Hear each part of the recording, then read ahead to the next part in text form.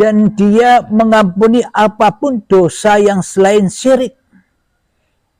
Itu bagi yang dia kehendaki.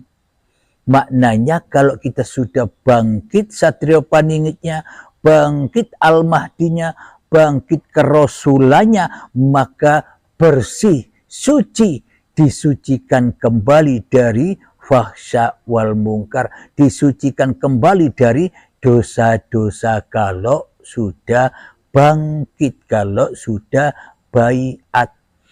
Tapi kalau tidak bangkit-bangkit, ya berada selalu di lembah dosa, semuanya serba dosa. Kenapa? Karena ratu hawa nafsunya masih menjadi Tuhan yang mana mengajak manusia ke lembah dosa, ke lembah angkara murka, ke lembah kezaliman, ke lembah ujub, ke lembah riya, ke lembah sombong, ke lembah benci, ke lembah balas dendam, ke lembah yang selama ini kepingin selalu dan selalu berjaya-jayaan tentang keduniawian semata. Lupa kalau ia sebentar lagi pulang, lupa kalau ia akan segera meninggalkan harta-harta yang dibangga-banggakan sebentar lagi, meninggalkan semua harta-hartanya. Kita lupa sebentar lagi kita meninggalkan kepintaran dan kecerdasan kita. Kita lupa sebentar lagi kita meninggalkan ilmu-ilmu kita. Kita lupa sebentar lagi kita meninggalkan amal-amal kita. Bahkan kita lupa sebentar lagi kita meninggalkan diri kita sendiri menghadap Tuhan yang Maha Suci.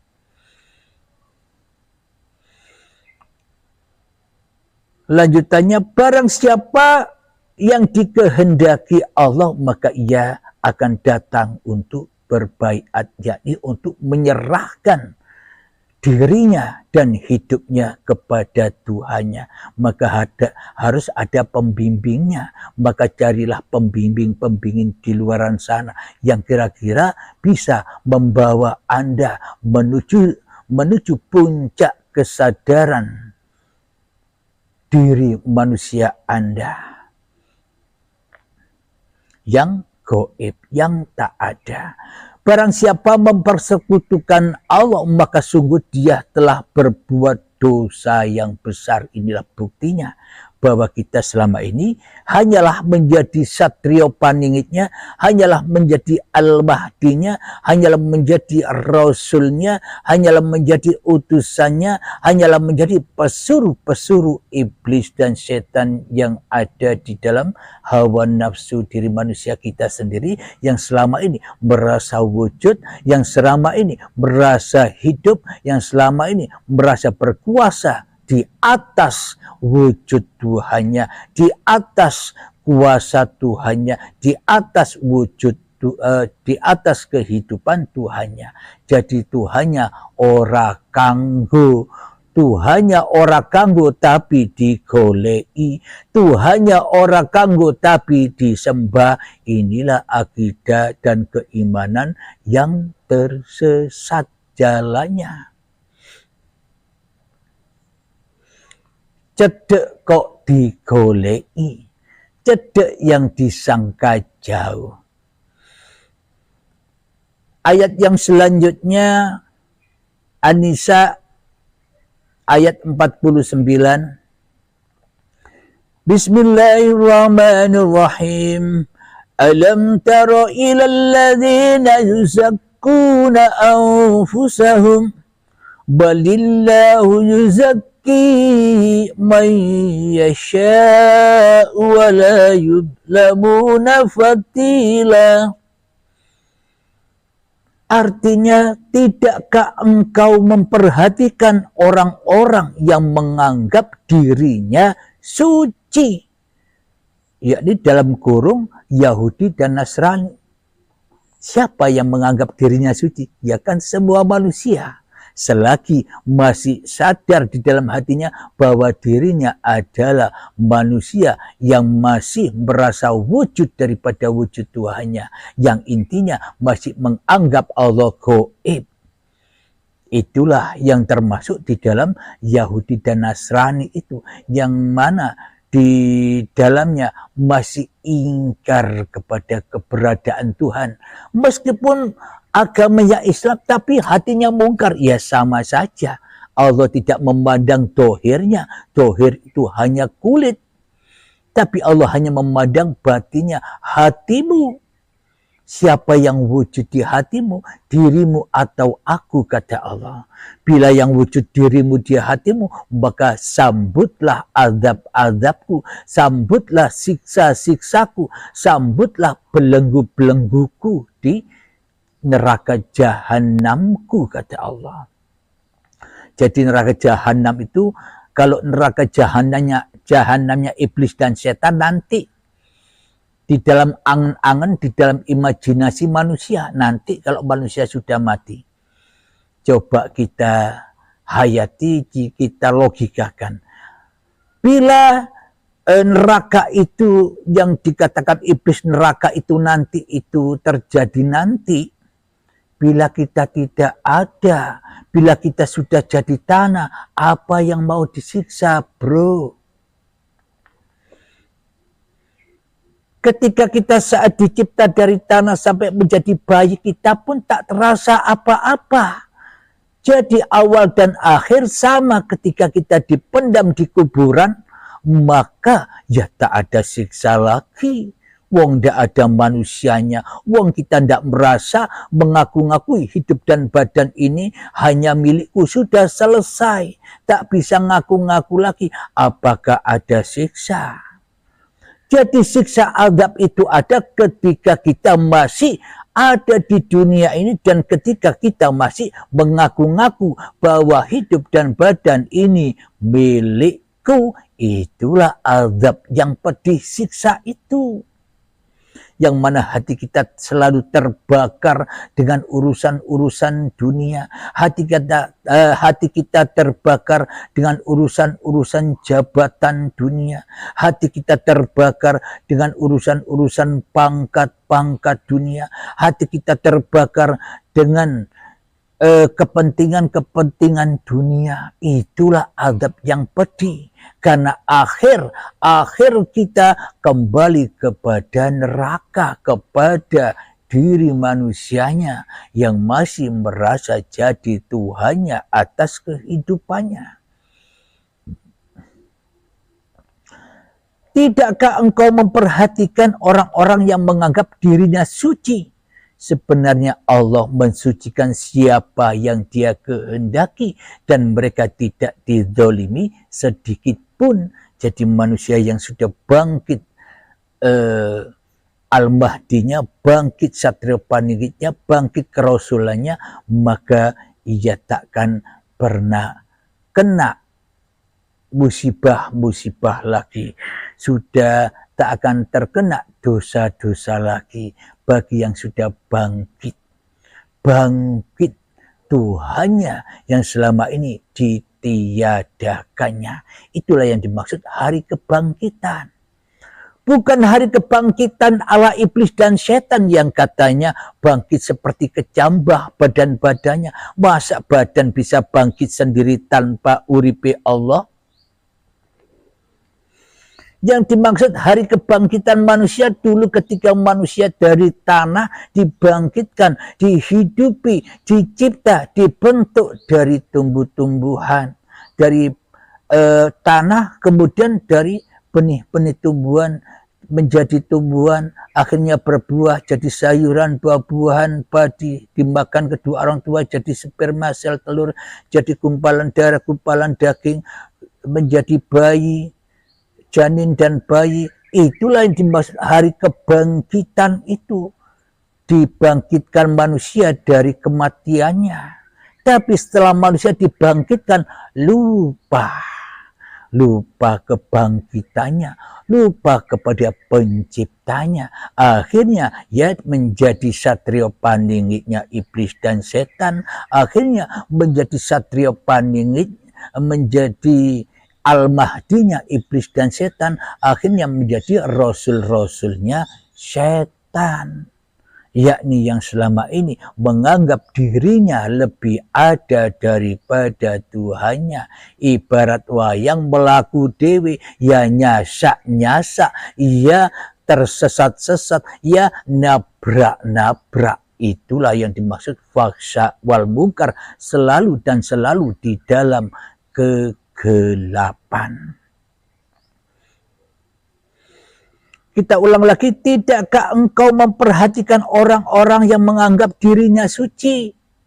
Sebenarnya Allah mensucikan siapa yang dia kehendaki. Dan mereka tidak dizalimi sedikit pun. Kenapa? Karena sudah enjoy saja pasca berbaiat, pasca dibangkitkan dari kedoliman dan kesalahannya selama ini.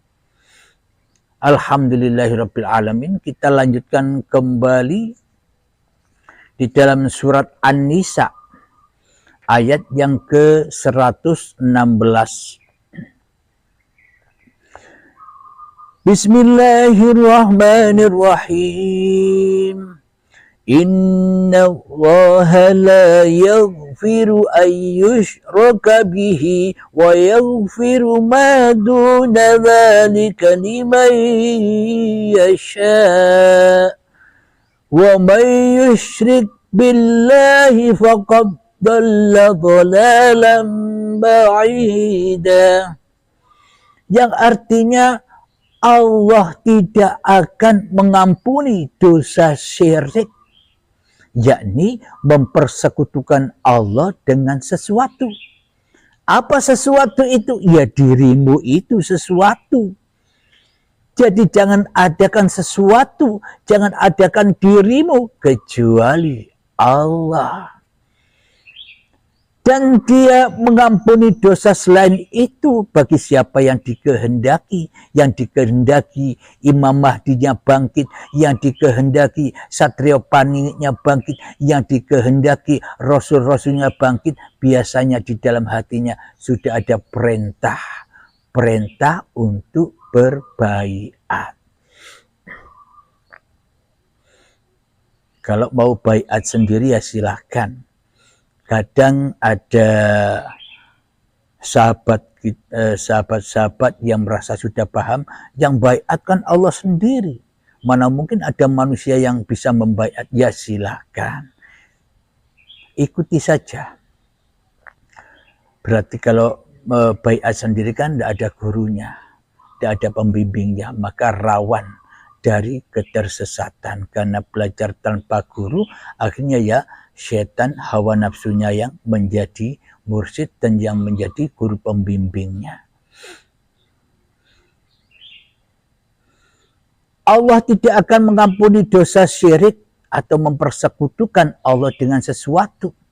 Bila kita masih ada, berarti sesuatu itu masih ada. Pasti bila kita masih ada dan sesuatu itu masih ada, Allahnya selamanya tidak ada. Allahnya selamanya gaib. Allahnya selamanya tidak bisa untuk menghidupi dan untuk menguasai manusianya, kecuali manusianya sendiri yang merasa hidup dan badan ini atas kuasa dirinya. Itulah yang disebut syariatun nas, syariatnya manusia, syariat setan yang ujung-ujungnya pulang kepada pekerjaan hawa nafsunya. Tidak bisa pulang kepada lillahi ta'ala, wong belum bangkit. Tidak bisa pulang kepada lillahi ta'ala karena Satrio Paningit, Imam Mahdi dan kerasulannya masih terkubur di dalam kerajaan hawa nafsunya sendiri.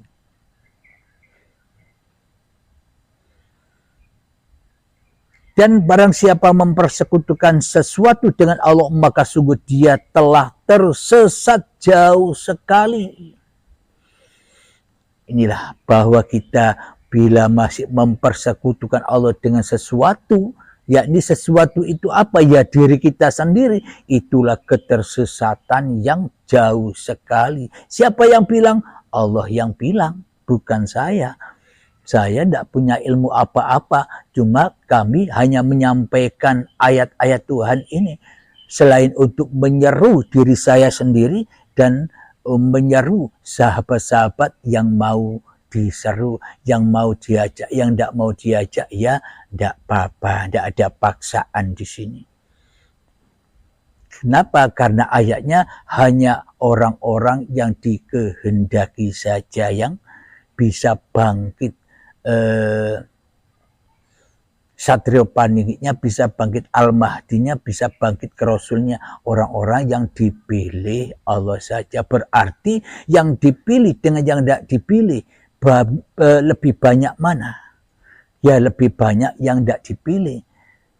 Yang dipilih dan yang tidak dipilih lebih sedikit mana? Ya lebih sedikit yang dipilih. Jadi amat sangat langka yang dipilih ini. Jadi bila di dalam hati kita sudah ada rasa ingin kembali kepada Allah, maka teruskan perjalananmu. Jangan berhenti di situ. Carilah guru pembimbing yang dapat melepaskan sesuatu itu darimu, agar sesuatu itu tidak ada lagi kecuali Allah.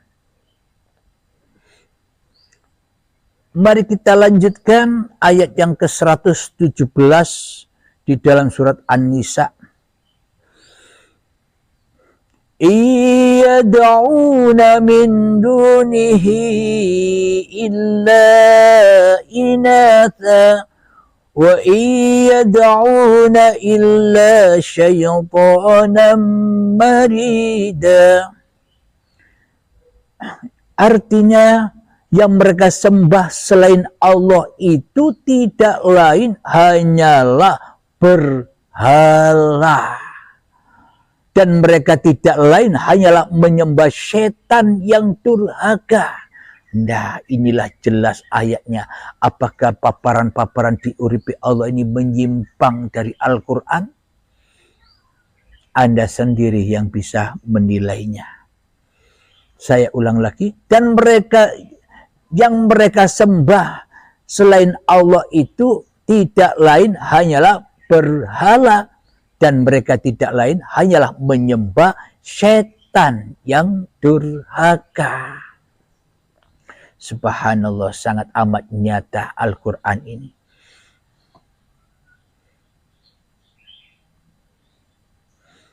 Ayat yang selanjutnya 118 di dalam surat An-Nisa. La'natullah wa qala la'attakhidanna min ibadika nasiban mafruḍa. Yang dilaknati Allah. Dan setan itu mengatakan, aku pasti akan mengambil bagian tertentu dari hamba-hambamu. Nah, inilah setan-setan yang ada di dalam diri kita selama ini, yang membuat Satrio Paningit, yang membuat Al-Mahdi, yang membuat Rasulullah yang ada di dalam diri kita ini terkubur. Kenapa? Karena setannya sudah bilang, aku pasti akan mengambil bagian tertentu dari hamba-hambamu. Apa? Diambil imannya. Apa buktinya? Kita merasa lebih wujud dari wujudnya Tuhan. Kita merasa lebih hidup daripada hidupnya Tuhan. Kita merasa lebih berkuasa atas diri kita daripada dikuasai oleh Tuhan. Inilah yang diambil, sobat. Selama ini. Yang mana Tuhannya ora kanggo akhiri. Karena belum dibaiat kesuciannya.